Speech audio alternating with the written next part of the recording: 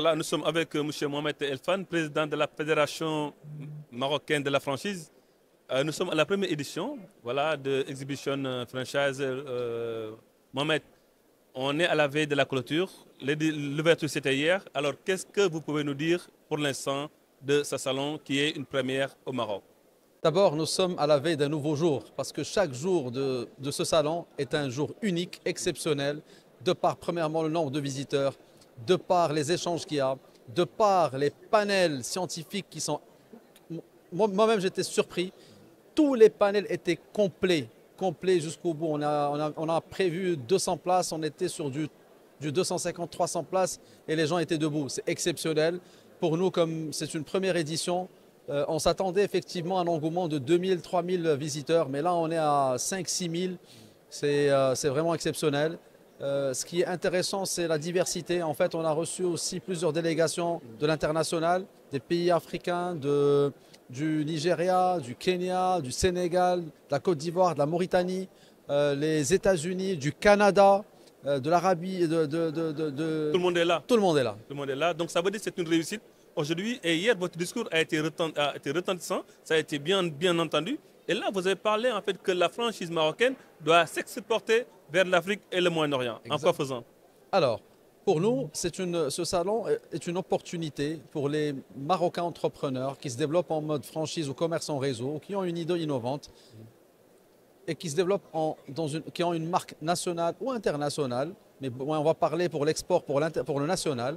Notre principal objectif, c'est de leur donner l'opportunité et de les accompagner à faire le pas vers l'international. Comment? Donc l'idée, c'est en fait en partenariat avec notre ministère d'Industrie et de Commerce. D'ailleurs, on remercie énormément notre ministre, cher ministre Riyad Mzour, qui n'a pas lésiné sur les efforts à mobiliser des équipes pour cet événement spécial. Et donc, nous avons convenu, ainsi que notre secrétaire d'État, M. Omar Hajira, et la Chambre de commerce de Casablanca, nous avons convenu ensemble d'accompagner une centaine de marques pour qu'ils deviennent des champions d'ici 2030. Voilà, c'est ça que vous avez dit hier. Exactement. Centaine de marques d'ici 2030, oui. Exactement. Donc comment? Donc nous sommes en train de préparer, on va dire, un work case, c'est-à-dire une valise à outils afin d'accompagner ces entreprises-là. Et nous allons prendre un échantillonnage pour une première année et on va tester ce modèle. Et si en fait cette valise à outils, elle donne ses fruits, et je suis sûr qu'elle donnera ses fruits, parce que cette fois, nous allons mettre tous les ingrédients nécessaires d'abord en mettant à disposition des experts qui ont déjà pratiqué l'accompagnement de marques connues internationalement à s'exporter. Nous avons aussi fait une demande pour des subventions sur certains sujets. Et bien sûr, il y aura aussi une partie de la formation, une partie spécifique d'une formation spécifique pour le middle management, parce que c'est via le middle management qu'on peut donner de l'impulsion à nos entreprises pour s'exporter. Alors là, vous êtes dans les enjeux. On revient en fait au salon. Ouais. Il y a beaucoup d'entreprises qui sont là.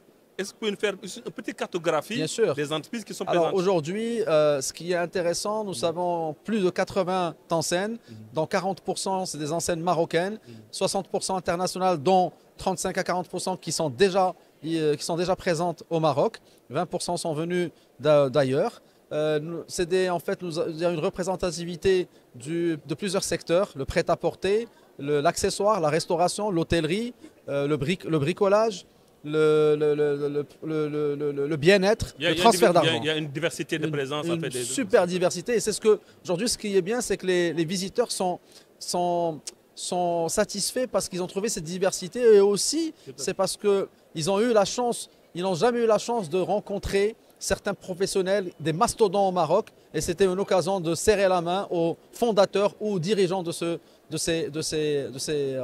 marques. Quand vous parlez tout à l'heure des enjeux de la franchise au Maroc pour s'exporter, et hier, je reviens sur votre discours, vous avez parlé de soft power, qui est très important. Oui. Est-ce que vous pouvez revenir sur l'élément soft power qui peut être déclencheur quand même pour la dynamique? Vous savez, la franchise et la marque, c'est de la diplomatie parallèle. Parce que quand vous voyagez dans un pays et que vous retrouvez la marque de votre pays, Et quand vous allez retrouver une marque marocaine, une marque dans sa globalité, produit et aussi branding.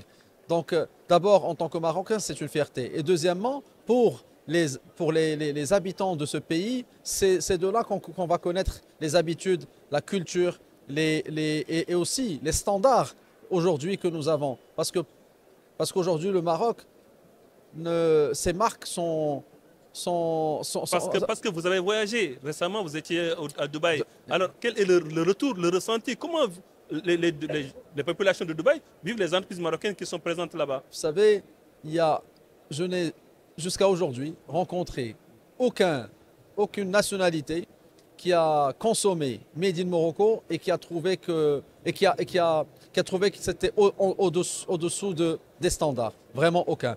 Ce qui est exceptionnel, sans pour autant aller jusqu'à Dubaï. Dubaï, nous l'avons ici. C'est entre hier et aujourd'hui. J'ai serré la main de plusieurs visiteurs qui sont venus des Émirats, qui sont venus d'Arabie Saoudite et qui sont venus. On a reçu nous avons reçu l'ambassade de l'Espagne tout à l'heure. Et sérieusement, à chaque fois que j'échange avec ces personnes-là, ces visiteurs étrangers, et quand je leur dis, et qu'ils me disent, cette marque, elle est marocaine, je leur dis, oui, cette marque est marocaine. Et pour eux, ils sont surpris. Parce que pour eux, ça ne peut pas être une marque marocaine, que ce soit par le branding, que ce soit par la qualité du produit, que ce soit par... Et donc, quand ils testent et qu'ils voient que... Ou quand ils testent leurs produits et qu'ils échangent avec les fondateurs ou les dirigeants, ben, ils sont surpris par le fait qu'une marque marocaine, elle a tous les atouts pour qu'elle soit... pour qu'on dise que c'est finalement une marque dans les standards très élevés, pour ne pas dire... Mais Mohamed, voilà. Comment s'est faite la résilience de la franchise marocaine qui est sortie, je rappelle en fait, d'une crise Covid comme toutes les entreprises, et aujourd'hui qui montre vraiment une belle dynamique? Moi, je vais vous dire, oui, alors la franchise et le commerce en réseau ont eu une dure période. Covid, inflation. Il faut savoir que jusqu'à aujourd'hui, ce n'est pas évident de manière... Ce qu'on voit, c'est qu'on vous êtes sorti de ça. On va dire, c'est les acteurs ont toujours quelques difficultés. Ce salon est venu pour donner cette impulsion. Premièrement, parce que vous savez, vous pouvez ne pas avoir de la trésorerie. Vous pouvez, en tant qu'humain, prenez votre cas, vous pouvez ne pas avoir d'argent. Mais si votre maman ou quelqu'un de la famille vous supporte, ou votre femme, ou vos enfants, ils viennent vous dire quelque chose de sympa, qu'est-ce que vous faites le lendemain? Tout de suite, vous avez une impulsion et vous faites le maximum pour... Même si vous n'avez pas les moyens, vous créez ce moyen. Notre objectif durant ce salon, c'est de dire, effectivement, votre trésorerie a été fortement touchée négativement, vous avez eu des périodes très difficiles, relevez-vous, 2030 c'est demain et c'est aujourd'hui qu'il faut le commencer pour bâtir un succès et bâtir des champions nationaux et aussi donner une grande assiette pour les marques aussi étrangères. Parce que pour nous, en tant que fédération, nous encourageons aussi bien le Made in Morocco que les marques et les franchises internationales qui sont là pour pouvoir se développer de manière pérenne et sereine. Alors, la dernière question, M. Elfan, c'est 2030, tout le monde en parle. Alors, du côté des franchises, sur quoi on peut s'attendre pour quand même non seulement booster votre présence au Maroc et à l'extérieur, mais développer le secteur considérablement? Alors, vous pouvez répéter la question, je suis désolé. 2030. Oui.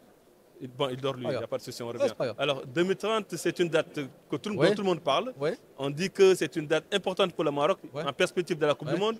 Alors, le secteur des franchises au Maroc, sur quoi il va jouer pour développer, pour se renforcer et développer ses tentacules afin d'être vraiment le véritable soft power dont on parle? Alors, c'est très simple. Et hier, vous l'avez évoqué. Oui, bien sûr. Alors, vous savez, aujourd'hui, 2030, en fait, il n'y a pas que 2030. À partir de 2025, nous allons chaque année avoir un événement spécial, que ça soit qu'il soit sportif, culturel ou politique. Et donc, de manière logique, le Maroc, nous sommes en train de faire, il y a toute une infrastructure qui est en train de se faire. De nouveaux quartiers, de nouveaux boulevards, de nouveaux malls, des aéroports ou rénovés ou de nouvelles créations. Donc tout ça, qu'est-ce que ça va donner? Ça va donner de l'opportunité de développement du commerce et des services de manière globale et de l'industrie aussi. Donc aujourd'hui, pour nous, ce genre d'événement ne peut être une réussite que si nous avons dans l'écosystème des marques. On ne va pas pouvoir recevoir l'international, plusieurs pays et plusieurs visiteurs et touristes en ayant on va dire des petits, pas de petits commerces, mais des commerces, c'est-à-dire qui sont moyens, qui n'ont pas les standards.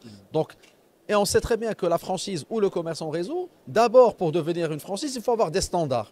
Donc c'est pour cela que nous encourageons les entrepreneurs marocains qui ont envie, qui ont un petit capital ou qui ont un capital, qui ont envie d'investir, de rentrer dans la franchise, dans le commerce en réseau, parce qu'ils vont gagner du temps, ils vont gagner aussi de l'expérience, de l'expertise, ils vont aussi avoir plus d'assurance pour pouvoir atteindre leurs objectifs, mais pas que. Ceux qui ont des idées innovantes ou des business models disruptifs, il faut qu'ils se challengent. Et ce salon aussi est une opportunité pour ceux qui ont des idées, parce que nous avons ramené des experts de l'international. C'est pour la première fois que le président de GNF, Global Network Franchise, est un conférencier exceptionnel dans la franchise, dans la boîte à outils pour le développement de la franchise. Il était là pour une conférence gratuite. C'est top. Nous avons reçu le IFA, l'International Franchise Association. C'est la plus grande association et la plus grande organisation au monde. Le board, c'est les plus grandes marques au monde. Donc, nous avons sérieusement nous avons tout fait pour donner une vraie signature et dire que le Maroc, de toute façon, depuis 20 ans, il s'est déjà positionné et que nous sommes dans une continuité et que la continuité, on veut qu'elle soit une franchise et une marque et une signature. Merci beaucoup, Mohamed El Fan. Merci.